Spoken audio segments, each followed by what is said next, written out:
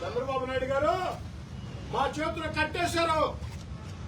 లోకేష్ బాబు గారు అంగీకరించారు.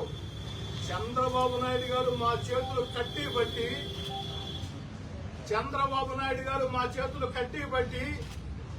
లోకేష్ బాబు గారు అంగీకరించారు కాబట్టి ప్రతీకార చర్యలకి పాల్పడితే సహించరు కాబట్టి ఎమ్మెల్యేలైనా ఎంపీలైనా మంత్రులైనా చంద్రబాబు నాయుడు గారి దగ్గర గీత దాటకూడదు. గీత దాటితే చంద్రబాబు నాయుడు గారు తాట తీస్తారు కాబట్టి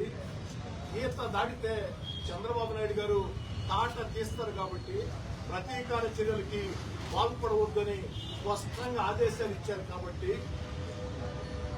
వారి ఆదేశాలని తూచా తప్పకుండా పాటిస్తూ చేతులు కట్టేసుకుని మా చేతులు కట్టేశారు కాబట్టి ఏదనుకుంటే ఆ 18 నెలలు వైఎస్ఆర్ కాంగ్రెస్ పార్టీకి దూరంగా జరిగిన వేళ, అధికారంలో నేనున్న వేళ నన్ను నా వెంట నడిచే నాయకులు కార్యకర్తలు వేధించిన వారిని వేధింపులు ఎలా ఉంటాయో, వెంటాడితే ఎలా ఉంటుందో, వేధిస్తే ఎలా ఉంటుందో, తరిమితే ఎలా ఉంటుందో చూపించేవారు.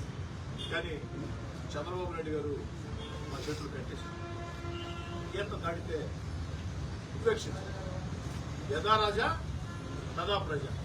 మా నాయకుడు చంద్రబాబు నాయుడు గారు మాకు ఆదేశాలు ఇచ్చారు కాబట్టి నాకే కాదు, రాష్ట్రంలో ఉండే తెలుగుదేశం పార్టీ కుటుంబానికి చంద్రబాబు నాయుడు గారైనా, పవన్ కళ్యాణ్ గారైనా, లోకేష్ గారైనా స్పష్టంగా చెప్పారు కాబట్టి ఎక్కడా కూడా చట్ట విరుద్ధమైన పనులు, ప్రతీకార చర్యలకి పాల్పడే అవకాశం లేదు. ఎందుకంటే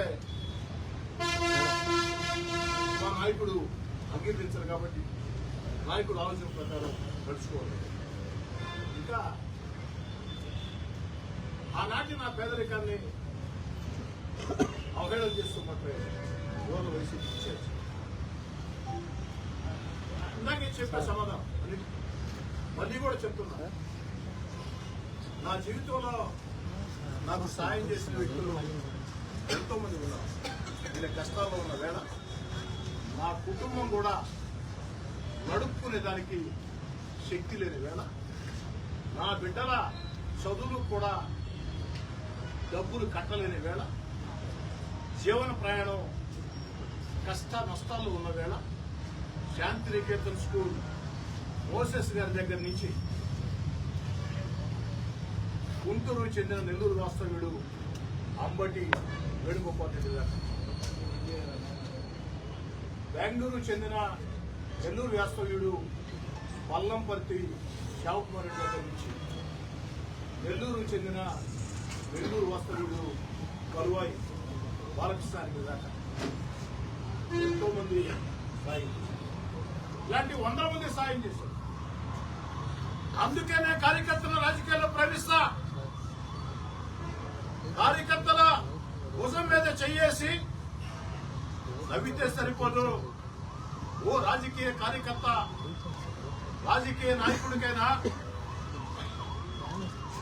పార్టీకైనా అత్యంత ముఖ్యం ఆ రాజకీయ వ్యామోహం వెనుక, ఆ తెల్ల సొక్క వెనుక, ఆ రాజకీయంగా తిరిగే కార్యకర్తల ఇంట్లో ఉండే బాధలు, నష్టాలు, కష్టాలు, కన్నీళ్లు నా జీవితంలో అనుభవించాను కాబట్టి కేవలం కార్యకర్తల్ని భుజం తట్టి శభాష్ అంటే కుదరదు. జెండా మోసేదని కార్యకర్త, పోలింగ్ బూత్ లో ఏజెంట్ కార్యకర్త, నాయకుడు వీధుల్లోకి పోతే జనాల్ని సమీకరించేదని కార్యకర్త, ఎన్నికలు వస్తే నాయకుడికి జిందాబాదు చెప్పేది కార్యకర్త, కార్యక్రమం విజయవంతం కావాలంటే కార్యకర్త, పార్టీ కార్యక్రమాలకు పిలుపునిస్తే విజయవంతం చేసేది కార్యకర్త. ఆ కార్యకర్త రాజకీయ కార్యకర్తలందరూ బ్రహ్మాండంగా ఉంటారని అభిప్రాయం. అది అబద్ధం. నా జీవితంలో ఆ రాజకీయ నేనే కష్టాలు పడ్డాను కాబట్టి నాకు అవకాశం ఇచ్చిన రోజు నెల్లూరు రూరల్ నియోజకవర్గంలో కొన్ని 100 మంది రాజకీయ కార్యకర్తలకి, నా వెంట నడిచే నాయకులు కార్యకర్తలకి ఆర్థికంగా నేరుగా నేనే సాయం చేసి ఉన్నా. కార్యకర్త భుజం మీద చేయేసో, ఒక్క గిల్లో, పొట్టగట్టు శభాష్ అంటే కుదరదు. రాజకీయాల్లో తిరిగే వ్యక్తుల్లో 95% మంది వ్యక్తుల కుటుంబంలో కష్టాలు ఉంటాయి, నష్టాలు ఉంటాయి, కన్నీళ్లు ఉంటాయి. ఆ కష్టాలు, నష్టాలు, కన్నీళ్లు అనుభవించారు కాబట్టి నా వెంట నడిచే నాయకులు, కార్యకర్తలు ప్రోత్సహించారు. కాబట్టి దీన్ని రూరల్ వైసీపీ నాయకులు, రూరల్ వైసీపీ ఇన్ఛార్జ్ గుర్తుంచుకుంటే బాగుంటుంది. చంద్రబాబు నాయుడు గారు చేతులు కట్టేశారని, లోకేష్ బాబు గారు అంగీకరించాలని ఎంతో ప్రశాంతంగా, ఎంతో సంయమనంతో ఉన్నాం. వైసీపీ నేతలారా కెలకొద్దు, వైసీపీ నేతలారా కెలకొద్దు, రండి ఆరోగ్యవంతమైన రాజకీయాలు చేద్దాం. చిల్లర మాటలు, చిల్లర రాజకీయాలు. అధికార పార్టీ శాసనసభ్యులుగా, అధికార పార్టీగా ప్రజల కోసం నేను చేసే కార్యక్రమం విషయంలో పొరపాట్లు ఉంటే వేరే చూపించండి. ఖచ్చితంగా కలిసి పనిచేస్తాం. ఒక బాధ్యతాయుతమైన ప్రతిపక్షంగా మీరు ప్రవర్తించండి, బాధ్యతాయుతమైన అధికార పక్షంగా మేము ప్రవర్తిస్తాం. మేము చెప్పే మాటలు నిజాలనుకుంటే ప్రజలు మమ్మల్ని ఆదరిస్తారు.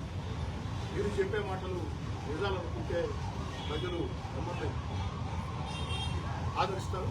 అంతేగాని చిల్లర మాటలు, చిల్లర రాజకీయాలు ఇవి కొనసాగిస్తే మీదైన భాషలో మీకు సమాధానం చెప్పక తప్పనిసరి పరిస్థితులు వస్తే ఖచ్చితంగా నేను కానీ మా వాళ్ళు కానీ మీకు మీరు మాట్లాడిన మాటలకి 10 ఇంతలు సరిపోతుందా? 10 ఇంతల 100 ఇంతలు ఉంటుంది.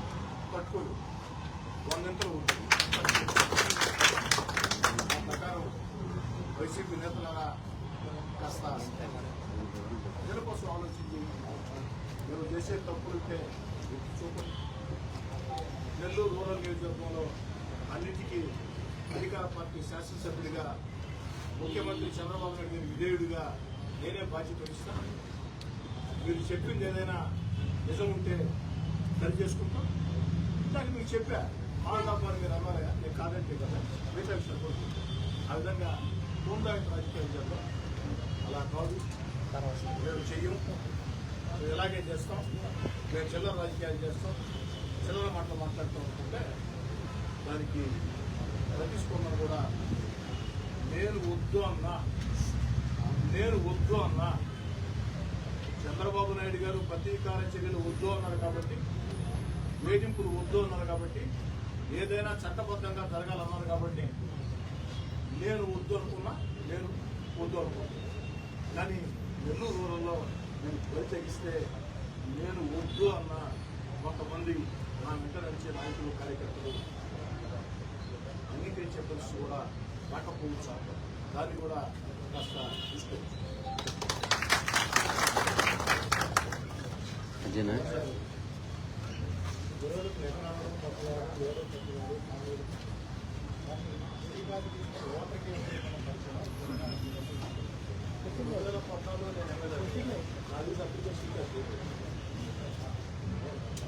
అప్పటికే జైల్లో ఉంది. ఓటర్ కూడా నన్ను ఇష్టపడే కుటుంబాలు ఉంటాయండి. నెల్లూరు నగరం, రోడ్డు జిల్లాతో నేను పరిచయం ఇష్టపడతాను, కొంతమంది ఇష్టపడతారు. రెండు ఉంటాయి. ఇష్టపడే వాళ్ళు ఎందుకు ఇష్టపడతారంటే వాడు కారణం చెప్పాలి. ఇష్టపడిన వాళ్ళు ఎందుకు ఇష్టపడినట్టు ఉంటారు. ఎమ్మెల్యే గారు 2 కోట్ల ఖాతా ఎంతో చెప్పగలరా? సమయం వచ్చిన రోజు, చెప్పాల్సిన రోజు చెప్పాల్సిన విధంగా, పద్ధతిగా, అందంగా, పొందికగా పూల పందిరి కట్టినట్టు తప్పకుండా చెప్తాం.